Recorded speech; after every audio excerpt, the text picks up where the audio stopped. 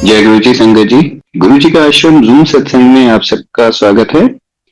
आइए संगत जी आज के सत्संग की शुरुआत करते हैं और सत्संग शेयर करने के लिए इनवाइट करते हैं राशि मैम मल्ली आंटी को। आंटी प्लीज आएं और सत्संग शेयर करें। जय गुरु जी। सबसे पहले गुरु जी को प्यार भरी नमस्ते और गुरु जी के चरणों में मेरा कोटि कोटि प्रणाम। सारे गुरु परिवार को हाथ जोड़कर नमस्कार। आज एक बार फिर गुरु जी की कृपा से सत्संग रूपी गंगा में डुबकी लगाने का मौका मिला है। आइए हम सब इस गंगा में अपने आप को भिगो लें और आनंद ले लें। जब भी सत्संग करने का सौभाग्य मिला है या यूं कहूं कि गुरु जी ने कृपा की है तो सोचती हूँ क्या कहूं, कैसे कहूं। फिर गुरु जी से ही प्रार्थना करती हूँ, हे मेरे मालिक, आप जो चाहेंगे वही कहूंगी। सत्संग में आपके साथ बिताए पल दोहराने, उन्हें याद करने, उन्हें खो जाने का मौका मिलता है। इसके लिए गुरु जी का जितना शुक्राना किया जाए वो कम है।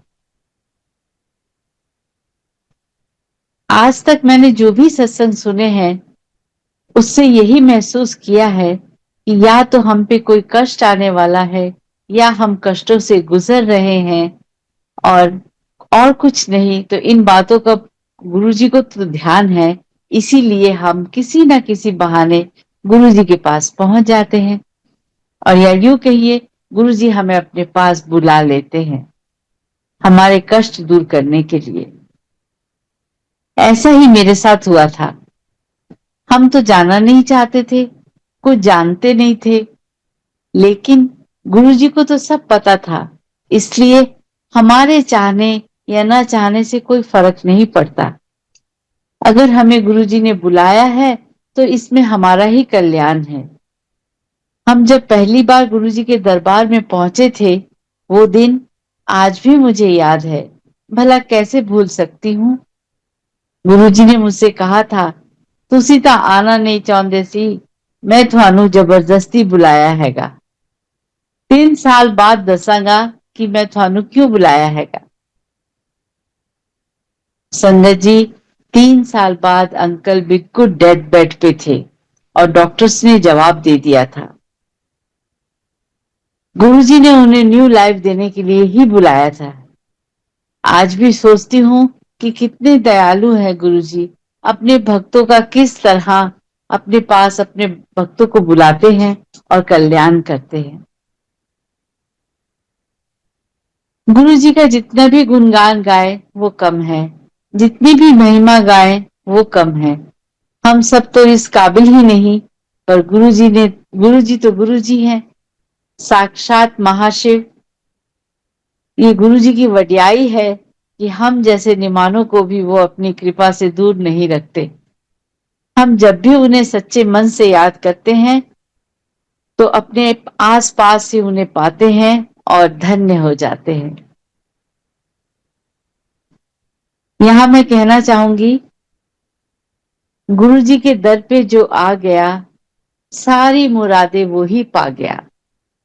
गुरु जी के दर पे जो आ गया सारी मुरादें वो ही पा गया। सारी रचना को तू ही रचे, इसलिए मैं तेरे दर आ गया। गुरु जी के दर पे जो आ गया सारी मुरादें वो ही पा गया। मेरी नजरों में तेरा ही खुमार है, आज मेरा सजदा अता हो गया। गुरु जी के दर पे जो आ गया सारी मुरादें वो ही पा गया। मांगने की किसी को जरूरत नहीं, देता है उसको जो भा गया। गुरु जी के दर पे जो आ गया सारी मुरादें वो ही पा गया। सारी दुनिया उसे मिल गई तेरे चरणों में जो आ गया। गुरु जी के दर पे जो आ गया सारी मुरादें वो ही पा गया। गुरु जी से मिलने के बाद यूं महसूस होता है कि ना जाने कितने जन्मों से बिछड़े थे, अब जाके मिले हैं। लेकिन ये हमारी सोच है। देखा जाए तो गुरु जी हर जन्म में हमारे साथ थे, साथ है और साथ रहेंगे। सचमुच संगत जी, गुरु जी का प्यार, गुरु जी को पाकर हम सब धन्य हो गए हैं। गुरु जी के ख्याल से एक पल के लिए भी हम दूर ना हो जाए, हर वक्त गुरु जी को याद करते रहे, हर वक्त उनके ख्यालों में डूबे रहे। बात करें तो गुरु जी की, सोचे तो गुरु जी को, सोते जागते उठते बैठते हम कभी भी गुरु जी को ना भूले, ऐसी चाह हर संगत के दिल में हो। तो गुरु जी को अपने करीब, बहुत करीब महसूस कीजिएगा। कितना बड़ा ये सौभाग्य है हमारा कि हम सब गुरु जी की शरण में हैं। संगत जी, यहां मैं कहती हूं, इतनी आसान नहीं खुदा की इबादत करना, इतनी आसान नहीं खुदा की इबादत करना। दिल से गुरूर जाएगा तभी तो नूर आएगा। कितना सच कहा है। इबादत तो हम सब करते हैं, लक्ष्य भी सबका एक ही है, एक ही जगह पे सबको पहुंचना है। ये राह जितनी आसान लगती है उतनी है नहीं। सबसे पहले तो हमें अपने दिल से अहम या हौमे का त्याग करना चाहिए। गुरुजी भी कहते थे, अपने अंदरों हौमे कट दो, ਇਹ ਤੁਹਾਨੂੰ अंदरों ही अंदरों खा जाती है, तो ਤੁਹਾਨੂੰ पता भी नहीं चलता। इसके लिए हमें रोज कोशिश करनी चाहिए, और जिस तरह कमल के फूल पर ओस की एक बूंद भी नहीं टिकती, ऐसे ही हमें अपने जीवन को बनाना चाहिए। गुरु जी की से अरदास करनी चाहिए कि वो हमारी मदद करे। मुझे पूरा विश्वास है गुरु जी हमारी अरदास जरूर सुनेंगे। राह में उसकी चले, राह में उसकी चले और इम्तहा कोई ना हो। कैसे मुमकिन है आतिश हो और धुआं कोई ना हो। संगत जी, क्या ये मुमकिन है कि हम सब गुरु जी की राह पे चले और हमारी जिंदगी बिल्कुल आराम से गुजरे, कोई कष्ट ना हो, कोई परेशानी ना हो। ऐसा हो ही नहीं सकता। गुरु जी खुद कहते थे कि मैं तुम्हारी जिंदगी में हूं, इसका ये मतलब नहीं कि दुख और कष्टों के बादल नहीं छाएंगे, कोई तकलीफ नहीं होगी, जिंदगी बिल्कुल आराम से गुजरेगी, सब कुछ होगा। लेकिन मेरे मेरे प्रति जो तुम्हारा विश्वास है, जो भरोसा है, वो कभी डगमगाए ना। अपने गुरु पे भरोसा रखो, जो जो भी परिस्थिति हो उसका सामना करे। आप देखिएगा ये गम के बादल छट जाएंगे और आप फिर मुस्कुराने लगेंगे और अपने आप गुरु याद करेंगे कि उनके सामने, गुरु जी के सामने नतमस्तक हो जाएंगे और कहेंगे, गुरु जी आप जैसा कोई नहीं, गुरु जी आप जैसा कोई नहीं। सच में गुरु जी जैसा कोई हो ही नहीं सकता। हमारे गुरु जी, ये हम पे सब वारी, हम पे सच सच्ची कहते हो, गुरु जी पे वारी जाने को, बलिहारी जाने को दिल करता है। जो गुरु से जो गुरु जी से मिले हैं उन्हें गुरु जी के बारे में बताइए। जो गुरु जी से नहीं मिले हैं, सॉरी, जो गुरु जी से नहीं मिले हैं उनको गुरु जी के बारे में बताइए, उनका गुण गाइए। जितनी नई संगत हो सके जोड़िए, उनका भी कल्याण हो, वो भी गुरु जी के गुण गाए और गाते रहे। हम सबके साथ जो भी अनुभव हुए हैं, जो भी महसूस किया है, वो हर संगत की अपनी पूंजी है। उन्हें वो बहुत संभाल के रखते हैं और जब भी सत्संग करते हैं तो उन पलों को हम सब में बांट कर एक खुशी का महसूस करते हैं, खुशी को महसूस करते हैं और धन्य हो जाते हैं। सचमुच संगत जी, जब भी अकेली बैठती हूँ और एम्पायर स्टेट के वो एक एक पल याद करती हूँ, तो ऐसा महसूस होता है कि हम सब ने जो पाया है वो अनमोल है। प्रभु के चरणों में जो समय बीता है वो अद्वितीय है। कभी ये आंखें छलक जाती हैं और उन पलों को दोबारा पाने के लिए तड़प उठती हैं। लेकिन सारी संगत गुरु जी को जहां बैठ के याद करे उन्हें वही पाती है। सचमुच गुरु जी आपके चरणों में बिछ जाने को दिल करता है। आप हम सबकी पुकार सुनते हैं और हमें धन्य कर देते हैं। जहां भी सत्संग है होता है, गुरु जी वहां अवश्य होते हैं। इसलिए सारी संगत को चाहिए कि समय पर उपस्थित हो और गुरु जी को बड़े प्यार से गुरु जी का वेलकम करे और गुरबानी कानों में जो अमृत घोलती है उसका आनंद ले। फिर जो लंगर प्रसाद मिलता है उसे बड़े प्रेम भाव से ग्रहण करे, एक दाना भी ना छोड़े। चाय प्रसाद, लंगर प्रसाद में ही गुरु जी की ब्लेसिंग से भरा होता है। इसलिए उसे बड़े प्यार से, आदर भाव से ग्रहण करिए और गुरु जी का शुक्राना करिए कि उन्होंने हम पे ये कृपा की है। किस तरह गुरु जी से सारी संगत को, गुरु जी ने सारी संगत को एक परिवार बना दिया है और अपने अपने चरणों के साथ जोड़ कर रखा है।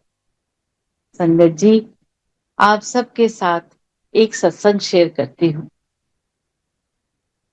उस दिन थर्सडे था और गुरु जी के पास जाने का दिन था। हमारे एक फैमिली फ्रेंड थे डॉक्टर शर्मा, जो जयपुर से आए थे। उन्होंने पूछा, भाभी आप कहाँ जा रही हैं? मैंने कहा, मैं अपने गुरुजी के पास जा रही हूँ। उन्होंने पूछा, क्या वो भी चल सकते हैं? मैंने कहा, जरूर चलिए। और वो अंकल और उनकी आंटी भी हमारे साथ गुरुजी के पास गए। हम सब ने गुरुजी को प्रणाम किया और गुरुजी के पास ही जगह मिल गई। हम सब बैठ गए। डॉक्टर साहब उस दिन अपना कैमरा लेके गए थे। जैसे ही उनको मौका मिला, उन्होंने गुरुजी की फोटो खींची। ये देखकर गुरुजी कहने लगे, फोटो नहीं आनी। एक बार फिर डॉक्टर साहब ने फोटो खींची। गुरुजी ने फिर कहा, फोटो नहीं आनी। इसके बाद डॉक्टर साहब ने कैमरा मुझे दे दिया और कहा, भाभी आप गुरुजी की साइड पोस्ट की फोटो खींच लीजिए ना। मैं भी कितनी नासमझ थी और मैंने भी गुरुजी की साइड पोज की एक फोटो खींची। गुरुजी ने मुझे देखा और कहा, फोटो नहीं आनी। हम गुरुजी के इशारों को नहीं समझ पा रहे थे, उनके आदेश का पालन नहीं कर रहे थे। ये हमारी ही नादानी थी। सचमुच संगत जी, जयपुर जाकर डॉक्टर साहब ने जब रील धुलवाई तो सारी फोटो थी, पर लास्ट की 3 फोटो बिल्कुल ब्लैंक थी। तब समझ आया कि गुरुजी ने कहा था कि फोटो नहीं आनी। कैसे आ सकती थी बताइए? गुरुजी की अगर अगर ना चाहे तो कुछ भी नहीं हो सकता, एक पत्ता भी नहीं हिल सकता। उनके मुंह से निकला शब्द पत्थर की लकीर है। हमें अपनी गलती का एहसास हो गया कि गुरुजी की आज्ञा के बिना हमें कुछ नहीं करना चाहिए।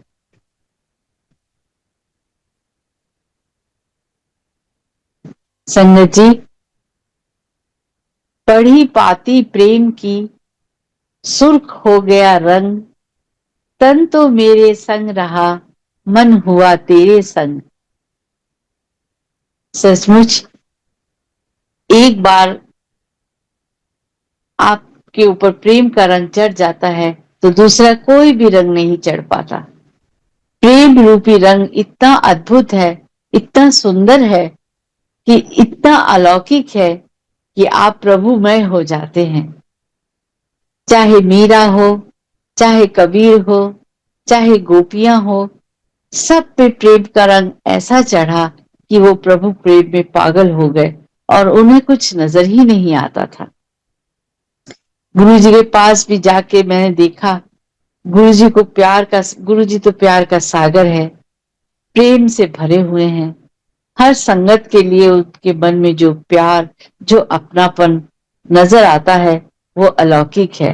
ये बात हम सब ने जरूर महसूस की है। गुरु जी ने हम सब की कौन सी बीमारियां, कौन सी तकलीफ, कौन सी परेशानी दूर नहीं की, ये हम सब जानते हैं, क्योंकि हम सब के साथ कुछ ना कुछ घटा है जो मैंने आप सब सत्संग से सुना है। गुरु जी खुद कहते थे कि वो प्रैक्टिकल गुरु है, सब कुछ आपके सामने करके दिखाते हैं। ऐसे ऐसे सत्संग सुने हैं जो हमारा विश्वास को और बल देते हैं। दिन ब दिन ये विश्वास और भी अटल हो जाता है। आप आज सारी दुनिया गुरु जी की दीवानी है, उनके प्रेम में खुद को रंगने की कोशिश कर रही है और धीरे धीरे ये प्रेम का रंग असर दिखा रहा है। गुरु जी का जितना भी शुक्राना किया जाए वो कम है। संगत जी, अब जो सत्संग आप सबके साथ शेयर करने जा रही हूँ उसमें भी गुरु जी का प्यार, उनका प्रेम आप पाएंगे। इसमें मेरा कुछ भी नहीं, जो कुछ भी है बस गुरु जी का ही है।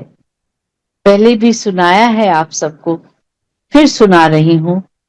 गुरु जी की कृपा रही है कि उन्होंने अपने चरणों की सेवा के लायक मुझे समझा। मैं उस दिन भी गुरु जी की चरण सेवा ही कर रही थी कि अचानक गुरु जी ने धीरे से मुझसे कहा, आंटी तू मेरी मीरा। संगत जी, पहले तो मुझे अपने कानों पे विश्वास नहीं हुआ। मैं गुरु जी की तरफ देखने लग गई तो गुरु जी ने मुझसे ये कहा, हाँ तू मेरी मीरा। संगत जी, मेरी आंखें आंसुओं से भर गई। मैंने कहा, गुरु जी मैं मीरा? गुरु जी ने कहा, हाँ तू मेरी मीरा। ये शब्द गुरु जी के आज भी मेरे कानों में गूंज रहे हैं। मैंने खुद को संभाला और गुरु जी से कहा, गुरु जी मीरा कृष्ण की दीवानी थी, कृष्ण के प्रेम में डूबी रहती थी, वो बहुत महान थी। लेकिन गुरुजी, मैं तो कुछ भी नहीं, आपके चरणों की धूल भी नहीं, लेकिन आपने मुझे मीरा कह के बुलाया है, तो मैं तो मीरा मीरा नहीं हूं, लेकिन मीरा बनने की कोशिश जरूर करूंगी। आप मेरी मदद कीजिएगा। संगत जी, किस तरह निमानों को भी मान देते हैं, कितना प्यार करते हैं वो अपनी संगत से। संगत को भी चाहिए गुरु जी की कही हुई बातों को अपनाए, उन पे चलने की कोशिश करे। आज तक जिसको भी सच्ची राह मिली है जीवन में, उसे अपने गुरु से ही प्राप्त हुई है।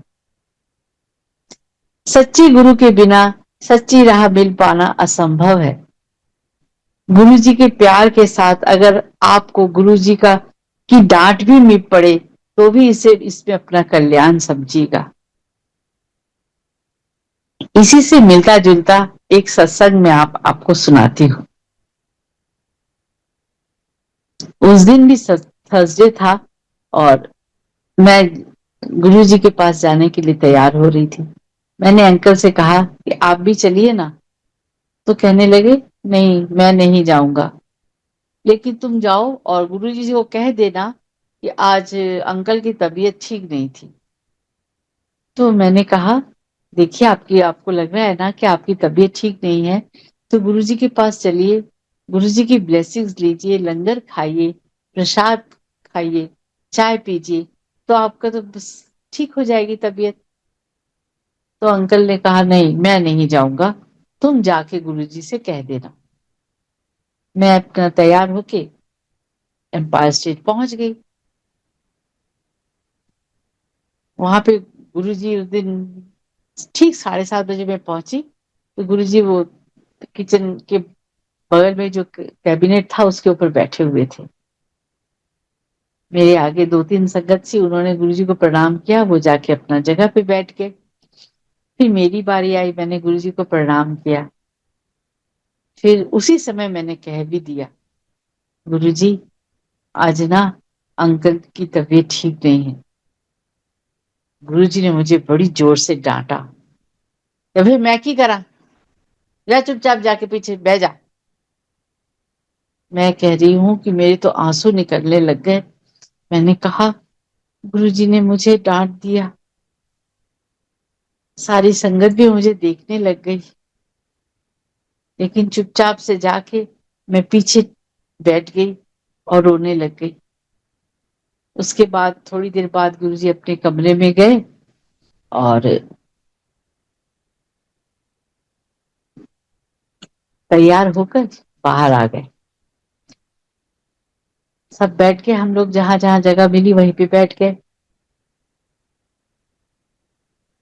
उसके बाद प्रसाद मिला, चाय मिली और लंगर खा के 9:30 पौने 10 बजे होंगे तो मैंने गुरुजी से जाने के लिए ना आज्ञा चाहिए। मैंने प्रणाम किया और गुरुजी से कहा कि गुरुजी आज्ञा है। तो गुरुजी का इधर आ। मैं गुरुजी के पास गई। कहते अंकल ਲਈ रसोई च रोटी ते सब्जी रखी है, जाके खिला दे, ठीक हो जाएगा।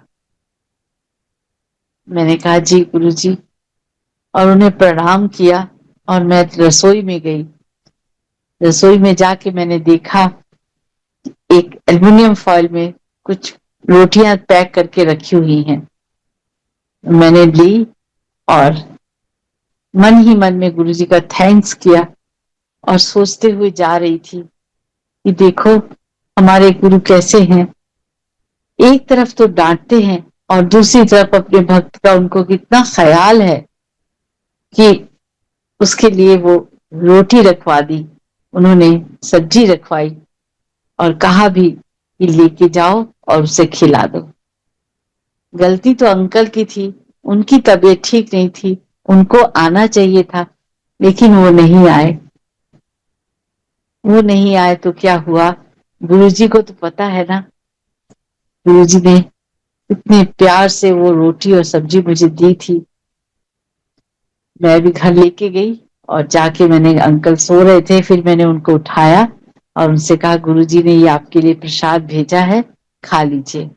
अंकल ने बड़े प्रेम से खा लिया और सचमुच गुरुजी की ब्लेसिंग्स उनको मिल गई। मैं जब गुरुजी के पास जाती थी, गुरुजी को देखती रहती थी, इतना रोना आता था, इतना रोना आता था, कुछ समझ नहीं आता था कि क्यों रो रही हूँ, क्यों रो रही हूँ। एक दिन मेरी बेटी बैठी थी मेरे बगल में, कहने लगी मम्मी क्या है, सारा दिन रोते रहते हो बस, गुरुजी के पास सब देखते हैं आपको, रोना बंद करो। मैंने कहा बेटा मैं रो नहीं रही हूँ, ये आंसू हैं जो अब खुद ब खुद निकल रहे हैं। कहती नहीं, अपने आप को कंट्रोल करो। मैंने कहा ठीक है बेटा। मैंने रुमाल से अपने आंसू पोंछे और चुपचाप से बैठ गई। इतने में मैंने देखा मेरी बेटी की आंखों से, दोनों आंखों से आंसू गिर रहे हैं। मैंने कहा अरे तुमको क्या हुआ? कहती पता नहीं मम्मी, बस ये पानी सा निकल रहा है आंखों से। मैंने कहा देखो गुरु, ये पानी नहीं है, ये गुरुजी ने तुम्हें दिखा दिया, ये प्रेम के आंसू होते हैं। जो जब हम गुरुजी को देखते हैं, उनके प्रेम में डूब जाते हैं, तो ये आंखें छलक उठती हैं। इतने में फिर थोड़ी देर में ना गुरुजी ने मुझे अपने पास बुला लिया।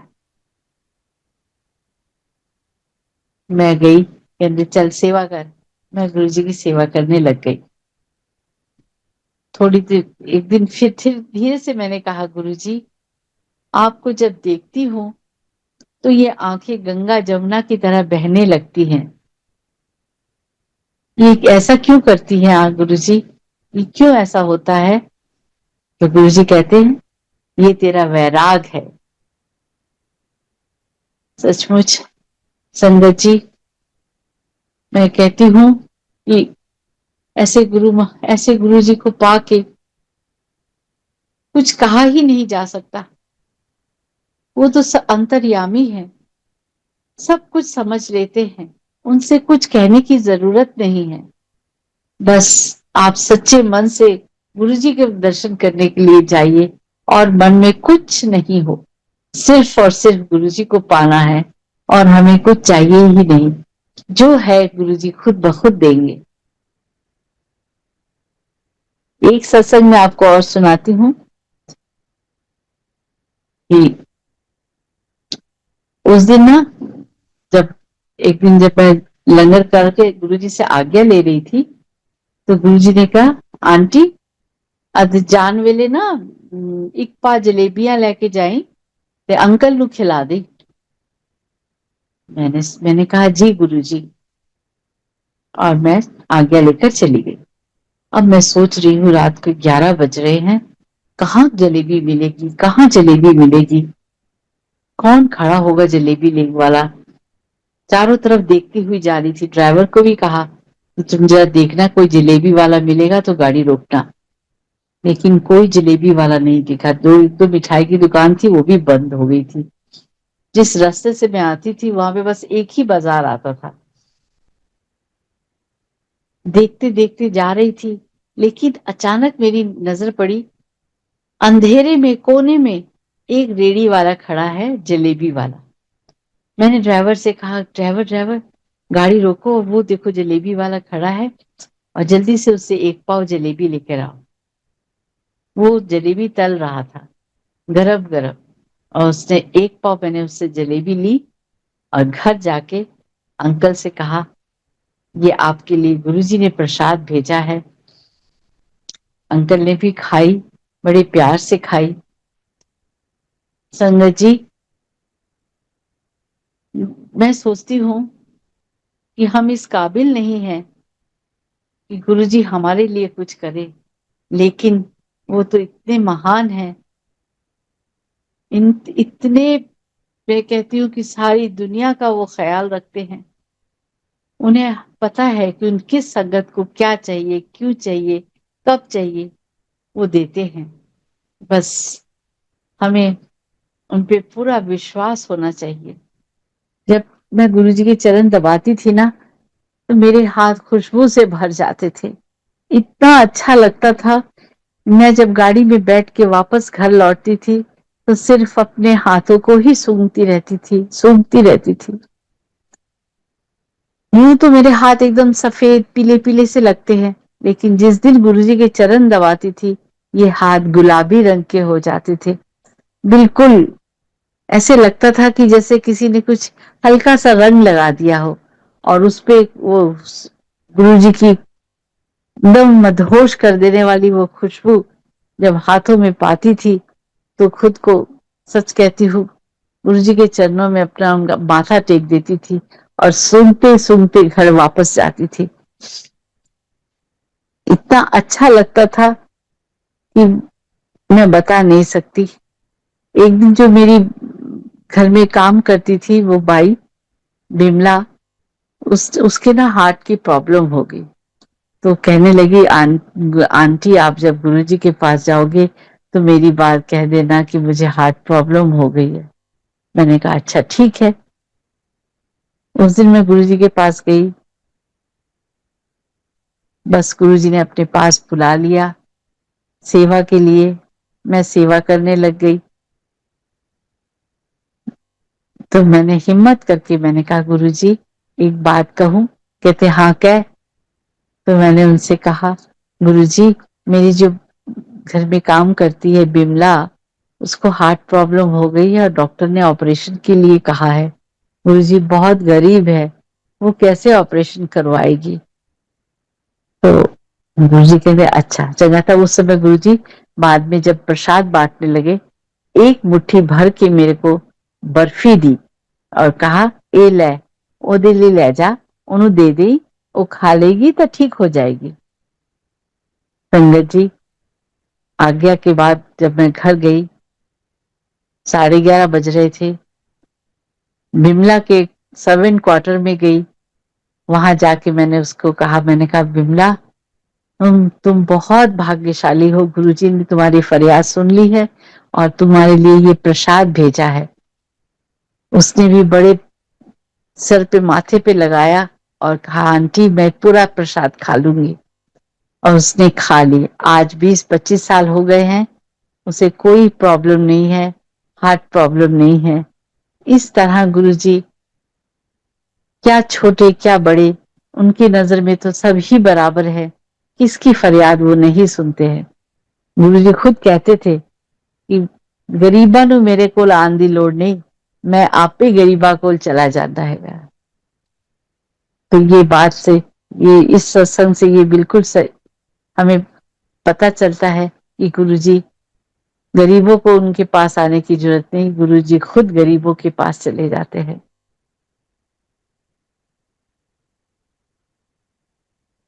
एक दिन गुरु जी की चरण सेवा कर रही थी तो एक आंटी आई, कहने लगी, मुझसे कहने लगी, आंटी मैं ये दूसरा वाला पैर गुरु जी का दबा लूं?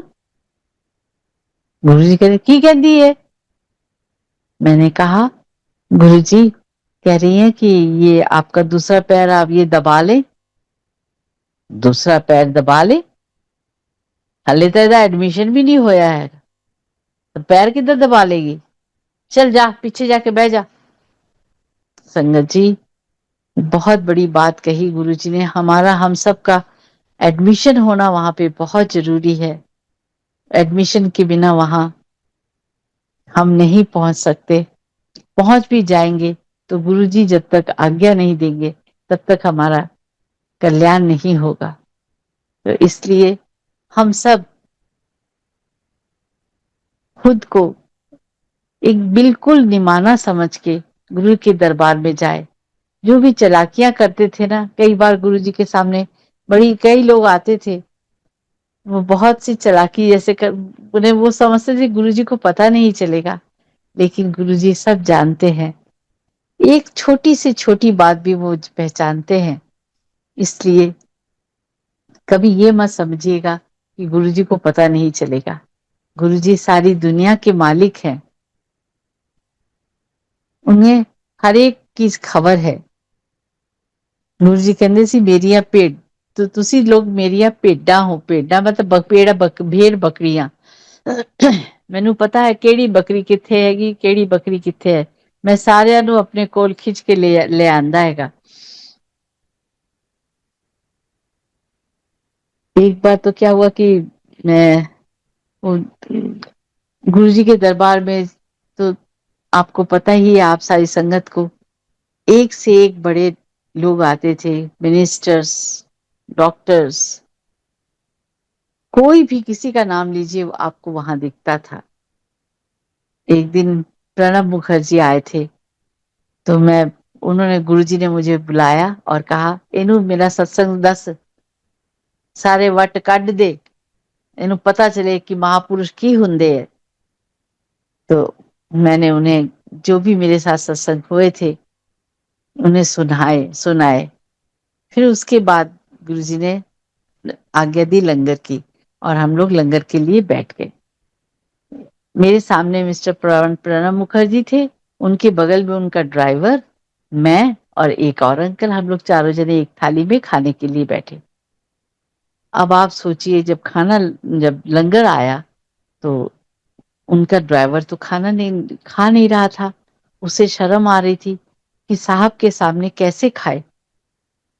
मैंने कहा आप खाइए। वो फिर भी नहीं खा रहे थे, तो मैंने रोटी उठा के उनके हाथों में दी और मैंने कहा इस दरबार में सब बराबर है, आप खा लीजिए। फिर उसने बेचारे ने बड़े शर्माते शर्माते लंगर खाया। गुरुजी के दरबार में कौन छोटा है कौन बड़ा है, इसके कभी गुरुजी ने ये बात हमारे मन में डाली ही नहीं। हम सबको बराबर समदृष्टि से देखा। हमने उस दिन ये सच्ची ये महसूस किया कि चाहे छोटा हो चाहे बड़ा हो, गुरुजी की दरबार सबके लिए एक जैसा है। एक बार क्या हुआ कि जब मैं गुरुजी के चरण सेवा करती थी तो गुरुजी कई बार अपना हाथ भी दे देते थे दबाने के लिए, तो मैं गुरुजी के हाथ दबाने लगती थी। जब हाथ दबा रही होती थी तो इतने में गुरुजी क्या करते थे, मेरा अंगूठा पकड़ लेते थे और मैं हाथ नहीं दबा पाती थी। मैं चुपचाप से इंतजार करती थी कि कब गुरुजी मेरा हाथ का अंगूठे छोड़ेंगे तो मैं फिर से गुरुजी की सेवा करने लगूंगी। कई बार ऐसा हुआ है और मैं गुरुजी की सच कहती हूँ, क्यों करते थे ऐसा वो तो गुरुजी को ही पता है, लेकिन मैं कहती हूँ कि हम सब, सच कहती हूँ, गुरुजी का वो प्यार पाके हम सब धन्य हो जाते हैं। समझ नहीं आता क्या करे क्या ना करे। एक बार हम हमारे वो मेरे ऊपर वनीता, मेरी फ्रेंड रहती थी, उसने हम सबको बुलाया था, कोई फंक्शन था, हम सब उसके घर पे गए। 4:30 बजे तक मेरा मन नहीं वहां लग रहा था। मैंने कहा वनीता मैं जा रही हूँ। कहती क्यों क्यों जा रही हो? मैंने कहा नहीं बस कुछ जाना है। कहती अभी थोड़ी ना, मिस्टर मल्ली तो अभी नहीं आएंगे, 6 बजे तक आएंगे, तो तुम इतनी जल्दी जाके क्या करोगे, अभी बैठो ना, तुमने तो कुछ खाया भी नहीं। लेकिन मैंने कहा नहीं मेरा मन नहीं लग रहा है, मुझे माफ कर दो, और मैं नीचे आ गई। नीचे घर आकर मैंने जैसे ही अपना दरवाजा खोला, उस समय तो संगत जी मोबाइल नहीं होते थे, लैंडलाइन होती थी। तो इतने में लैंडलाइन का रिंग हुई, तो मैं जल्दी से भाग के गई, तो मैंने फोन उठा के मैंने कहा हेलो। तो उधर से आवाज आई, हाँ हेलो। मैंने कहा कौन बोल रहे हैं? मैं गुरुजी। मैंने कहा गुरुजी, मेरे ना गाने के मास्टर जी आते थे, उनको भी मैं गुरुजी कहती थी। तो मैंने कहा गुरुजी? तो कहते हाँ आंटी पहचानिया नहीं, मैं गुरुजी बोल रहे हैं। मैंने कहा गुरुजी आप? प्रणाम किया गुरुजी को, सॉरी कहा। मैंने कहा सॉरी गुरुजी मैंने पहचाना नहीं। कहते कोई गल नहीं, तुसी अज दोनों अंकल तेनू लैके मेरे छोटे मंदिर आ जाना, लंगर इत्थे ही करना।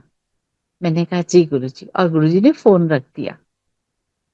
शाम को जब अंकल आए तो मैं तो तैयार हो रही थी। कहते कहाँ जाना है आज, कहाँ जा रही हो?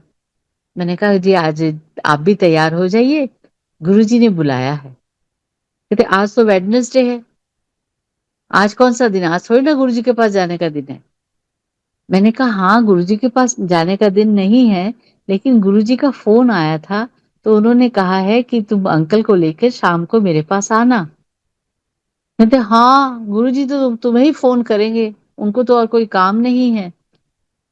मैंने कहा सच कह रही हूँ, मैं झूठ नहीं बोल रही, सचमुच गुरुजी का फोन आया था। तो कहते अच्छा ठीक है चलो फिर तैयार हो जाता हूँ। और ये वो भी तैयार हो गए और हम लोग गुरुजी के मंदिर में पहुंचे। उस दिन संगत का दिन तो नहीं था, 6 7 7 8 संगत बैठी हुई थी। हम भी गए गुरुजी के दरबार में, गुरुजी को प्रणाम किया। गुरुजी ने बोला बैठ जाओ। हम सब बैठे रहे कि अभी गुरुजी किसी से कुछ बात कर रहे थे, कुछ कर रहे थे, कभी चुपचाप से बैठे थे। फिर लंगर, गुरुजी ने कहा चलो जी लंगर लगाओ, और लंगर लग गया।